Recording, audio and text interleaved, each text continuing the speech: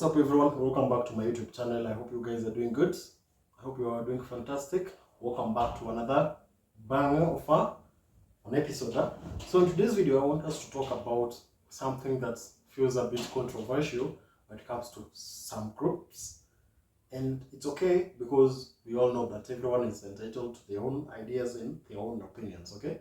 So in today's video, I will be talking about why you as a woman should not get to the ages of 35 before you get your first kid. I know there are so many reasons for those who are already at 35, 36, 40 and still they have not given birth or they have not decided to get pregnant or bear kids. They have their own reasons and they have different explanations, which we all understand. But health-wise, there are so many risks that are associated with this. So those who are there, they will tell us, I have no hurry. There is no hurry. There is no hurry in life. You live your life the way you want it. Of course, that is true. You live your life the way you want it, at your own pace, which is quite fine. But again, you have to remember that you can never beat nature. Nature has a way of balancing life, and if you try to fight nature, then you end up losing the game. So nature has a way of balancing things. So we all know that nowadays women are empowered, women are doing great things in life, and that is okay. But again, don't forget that you are a woman and focus so much on other things such that you delay yourself from settling down and having a family. Some will say it's not a must you get married. It's fine. I'm not talking about marriage here. I'm talking about you getting a kid or kids. It's up to you to decide. If you want kids, a kid, I don't know. It's up to you to decide. I'm not talking about marriage because that is your decision. And of course, we have women who have kids and they're not married. I don't want to go into much details about that. We have women who have kids and they're not married. So I'm not going to talk about marriage. But the issue is getting kids before, kids or a kid, before you get to the ages of 35 because there are so many risks that are associated with it. So I've said it is quite okay for you as a woman to chase the bag, for you to focus on your career and also your profession. It's quite okay and it is very fine. And it's a beautiful thing because the moment you as a woman have standards, the moment you as a woman can stand by yourself and be your own boss or be an independent person, then it is a good idea rather than being so dependent on someone or on other people. It's quite okay for you to be an independent person. But again, don't focus so much on your profession, on your career, on chasing the bag. Then you get to the ages of 35 without even having a kid. I've said there are so many risks that are associated with this. So we go through these so that maybe you change your mind, so that you lower the risks that are facing you or the risk that will face you if you get to the ages of 35 plus or above 35 when you have no kid or when you decide to get a kid past 35 years, okay? So number one thing that we will talk about is not placental, but ovarian or premature ovarian insufficiency. Premature ovarian insufficiency. So this is a condition whereby the functioning of the ovaries decline with time, and this is very common. Decline in functioning of your ovaries is very okay when you're getting close to your menopause. But this time we're talking about premature ovarian insufficiency. That means the functioning of the ovaries decline before you get to that age whereby that should be happening, okay? So when you get premature ovarian insufficiency, this is actually trying to talk more or trying to explain about getting a premature menopause or getting to your menopause as early as the ages of 35. We all know that you can get your menopause as early as 35 years of age and as late as 70 years of age. So what happens if you're that type? If you are that woman in that category of women who get premature ovarian insufficiency? So that means you get your menopause at 35 you're trying to think about settling at 36 or 37. So what will happen after you settle down and you're already in menopause? So that means you have problems getting pregnant, and you may never get pregnant, okay? But you can at least try. By the time you start getting the premenopausal symptoms, you can try to do hormonal replacement therapy, trying to delay menopause, okay? But it doesn't always happen. So you can try hormonal replacement therapy, it fails, so it doesn't work on you, so you end up accepting that you're already in menopause. Now you're married, you cannot give birth. So remember, whether you do hormonal replacement therapy or not, because some will say, after all, I can try IVF. If I cannot conceive normally, I can try IVF.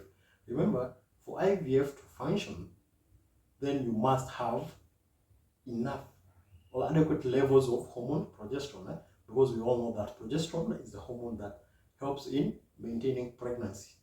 By any chance, if by any chance there is a sudden drop in hormone progesterone during pregnancy, you're likely to lose that pregnancy, okay?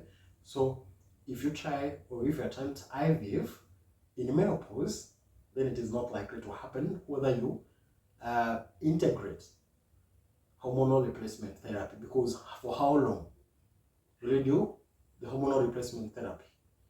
And if you can still afford to do hormonal replacement therapy almost every month, then what happens when there is a decline, or maybe you've traveled somewhere or you're not on your in your usual place, then you cannot access the services or HRT or hormonal replacement therapy, and you're pregnant. So that tells you that there is always a likelihood that you can lose that pregnancy, you can get a miscarriage or an abortion, okay? So we are talking about premature ovarian insufficiency, early menopause, okay? So make sure that time does not catch up on you or with you, so that you may end up regretting at long last. So don't wait until time catches up with you, okay? So that is about premature ovarian insufficiency. So we have other risks like chromosomal risks or chromosomal defects. So by any chance, if you are able to get pregnant, because of course you didn't get the premature ovarian insufficiency, meaning that you're not yet into your menopause at 35 years or 36, then you're lucky enough to get pregnant because you're not it's that menopause already. If you by any chance get pregnant, it is likely that the ova or the eggs produced by that time, because you have stayed for so long without getting pregnant, you're likely to get some defective ova or eggs.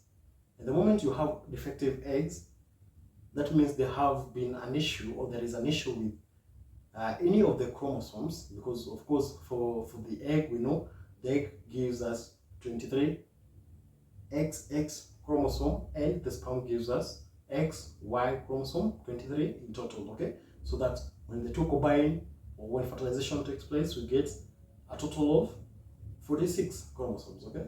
So if there is a defect in any of the chromosomes in the egg, then we are likely to have a normal fertilization will take place, cell division will take place, an embryo will form, a fetus will form, but there is a likelihood that this baby that will be born will be having issues, okay? For example, there is a very common chromosomal condition that we call Down syndrome, okay? It is very common, especially for women who give birth for the first time, or the first kids or their firstborns are born when their mothers are from the ages of 35 and above. Very common. So I'm sure you don't want to have a kid who has any disability, okay? So if you don't want that to have a chance in your life, then please don't get to 35 years before you get pregnant, before you bear up a child, okay? So that is about chromosomal defects. You're also likely to get complications during pregnancy. You're also likely to get complications during childbirth or labor, and also complications during all after delivery during postpartum period. Okay, for example, in pregnancy, you're likely to develop complications like gestational hypertension, gestational diabetes, and so forth and forth. So, for example, if you develop gestational hypertension, we all know what happens next if you get gestational hypertension. So, gestational hypertension refers to that high blood pressure that you get because you're pregnant, and the moment you give birth, that hypertension disappears. But there is always a likelihood that even after giving birth, you become hypertensive.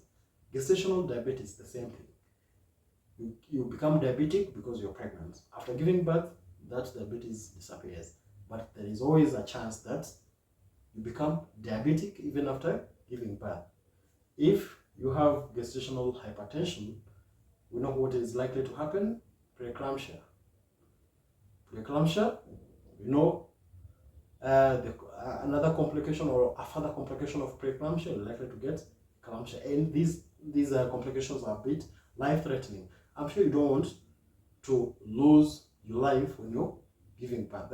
And this is very common nowadays. People are losing their lives when they go to, when they're trying to deliver or in the process of giving birth or during labor because of such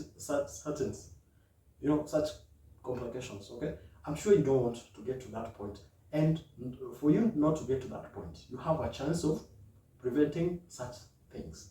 Okay, so complications during labor, you're likely to develop postpartum hemorrhage, or what we call PPH, and you know that prolonged bleeding after childbirth, it is life-threatening. You can go into hypovolemic shock and you can lose your life very easily. So these are some of the complications that you really don't want when you get pregnant. Everyone expects that they get pregnant, they go through safe pregnancy, they go through safe delivery, and they go through a safe postpartum period. Okay, if you want everything to be smooth, then you have to take caution. You have to take caution. There is also a decline in fertility. Actually, a decline in fertility starts from the ages of 30. So as you move towards 35, towards 40, your fertility graph starts dropping. Your fertility graph starts dropping. So that means if you had a kid at the ages of 20 and now you're at 30, you want to have your second born, then you have problems or you have difficulties. You'll struggle to get pregnant. You don't get pregnant with ease, not as compared to a lady who is 20 years and they're trying to get pregnant. They get pregnant so easy with no struggles. So if you're trying to get pregnant for the first time from the ages of 30, I've seen so many struggling to get pregnant. Okay, so as you move towards 35, towards 40, your fertility levels or graph has really dropped or declined. Okay, so that is a real struggle, there. So please don't struggle, because this is something that you can handle. This is something that is on your hands. You're the one who is controlling the game. So we're insisting, or I'm trying to emphasize on women getting pregnant before they get to the ages of 30 and 35. If you're on your 20s, early 20s, mid-20s, late 20s, please get pregnant as early as you can, because it saves you a lot of complications. Okay, it saves you a lot of complications.